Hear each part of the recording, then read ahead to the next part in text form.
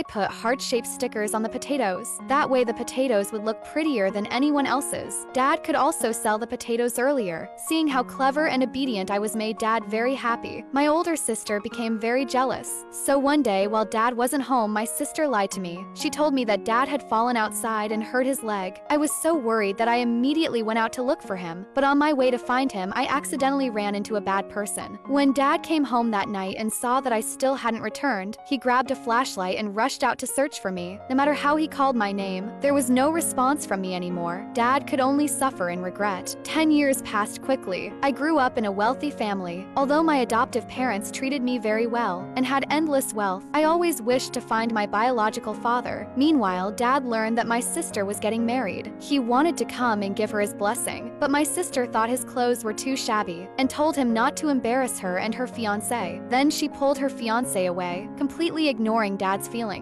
Through my hard work, I eventually took over my adoptive parents' company and became the CEO. One day, I visited a Michelin restaurant to inspect the business. I noticed a box of potatoes in the corner. When I opened it, I found heart-shaped stickers on the potatoes. My childhood memories instantly flooded back. I realized my father had to be somewhere nearby. The assistant said the person who delivered the potatoes had just left. I immediately rushed out after hearing that. Meanwhile, Dad heard my sister's voice coming from a private room. He went over to greet her, but my sister had been pretending to be a rich heiress in front of her fiancé. Dad wanted to introduce himself, but she splashed water on him instead. Dad stood there completely flustered. She called the restaurant manager and demanded that he drive Dad out. Dad stepped forward to question her, but she hid behind her fiancé and anxiously signaled for Dad to leave. Seeing that, Dad could only walk away helplessly. After leaving the private room, he felt heartbroken by her cruelty and deeply missed the well-behaved daughter I once was. That moment, I hurried to the restaurant entrance, but I saw no one there. I thought I could find Dad today, but maybe it was just my imagination. I walked back into the restaurant in despair. I didn't notice that I twisted my ankle and nearly fell, but my father caught me just in time. When I saw the necklace he wore, the same one as mine, I finally realized that the man in front of me was my long-lost father.